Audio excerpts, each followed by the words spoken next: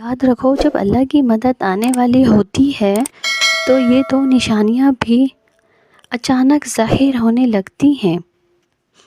یقیناً تمہارا یہ تھکا ہوا دل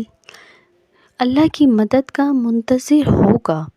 کہ کوئی ایسا اشارہ تمہیں ظاہر ہو جو تمہارے اس دل کو مطمئن کر دے کہ تمہاری زندگی کے راستے بھی ہموار ہونے والے ہیں۔ تو سنو، اللہ فرماتا ہے، تمہارا رب چاہتا ہے کہ تمہارے ساتھ آسانی کا معاملہ کرے اور تم ان لوگوں کی باتوں کا غم نہ کیا کرو، کیونکہ تمام تر غلبہ اللہ کا ہے اور اس پر ہر ایک چیز آیا ہے۔ جو کچھ گزر چکا ہے اور جو کچھ موجودہ چل رہا ہے اور جو کچھ آنے والا ہے، وہ سب اس پر روشن ہے۔ اگر تمہاری زندگی کے چند اوراق خراب ہو گئے ہیں تو تم ڈسپریشن کی طرف جا رہے ہو، بے سکون ہونے لگے ہو، تو جان رکھو کہ کچھ اوراق خراب ہونے کا مطلب ہرگز یہ نہیں کہ پوری کہانی خراب ہو گئی ہے۔ اللہ فرماتا ہے کہ تمہارے حالات پر چھوڑ نہیں دیا گیا اور مومنوں کا اعتماد اسباب دنیا پر نہیں بلکہ اللہ پر ہونا چاہیے، اور بظاہر ماحول میں سازگاری کے آثار نظر نہ آتے ہوں تب بھی اپنے رب پر پورا بھروسہ رکھو۔ وہ جب چاہے جہاں سے چاہے وقت پلٹ دے، حالات بدل دے، اور جان رکھو تمہارے رب کے لیے یہ کوئی بڑا کام نہیں۔ حضرت موسیٰ علیہ السلام کا وہ واقعہ یاد کریں کہ سامنے سمندر آ گیا، قوم دیکھتی ہے کہ فرعون اپنے لشکر سمیت آ گیا ہے اور پوری قوم خوف زدہ ہے، لیکن اس وقت حضرت موسیٰ علیہ السلام کا یہ جواب آیا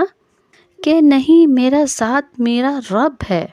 وہ راستہ دے گا، وہی مدد بھیجے گا، اور بھیجی گئی مدد تو یہی ایمان ہو تمہارا بھی۔ اللہ فرماتا ہے، جہاں کہیں بھی تم ہوتے ہو اللہ تمہارے ساتھ ہوتا ہے، اور جس کا یہ یقین قائم ہو جائے نا، اس کا زمین اور آسمان کا فرق قائم ہو جاتا ہے۔ اور جان رکھو کسی کے لیے یہ جائز نہیں کہ وہ اللہ کی رحمت سے مایوس ہو، چاہے اس کے گناہ کتنے ہی بڑے کیوں نہ ہو، کیونکہ اللہ کی رحمت اسے غضب پر حاوی ہے۔ نبی کریم صلی اللہ علیہ وآلہ وسلم نے فرمایا،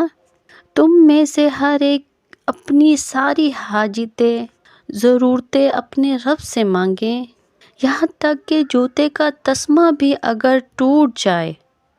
تو اسے بھی اپنے اللہ سے مانگو، کیونکہ تمام تر اختیارات اور بھلائیاں اس رب کے ہاتھ میں ہیں جس کی نگاہ ازل سے ابد تک تمام زبانوں پر حاوی ہے۔ پر مسئلہ تب آتا ہے جب تم لوگوں سے توقع کرتے پھرتے ہو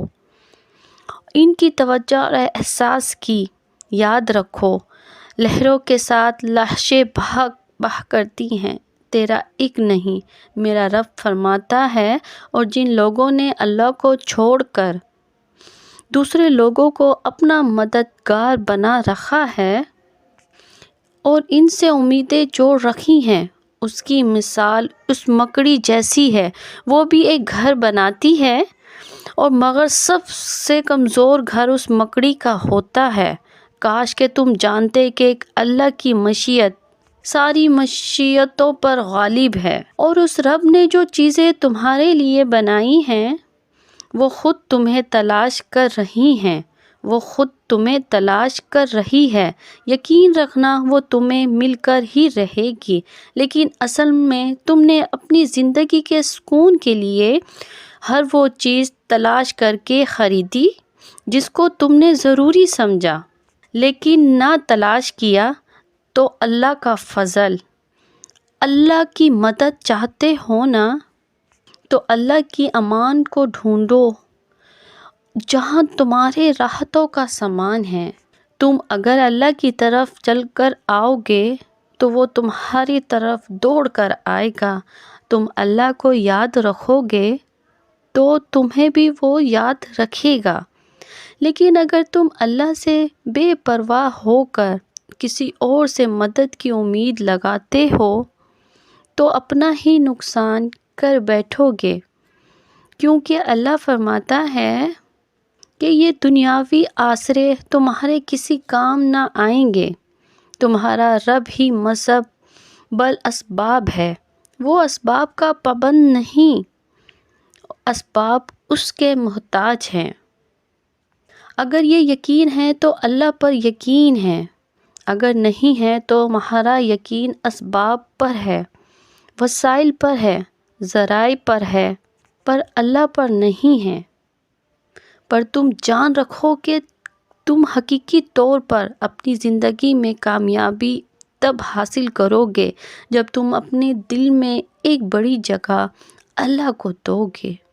اور اس پر گہرا یقین رکھو گے، تو اللہ بھی تمہارے لیے بہترین وسیلے بنا کر تمہاری مدد کا انتظام کرے گا۔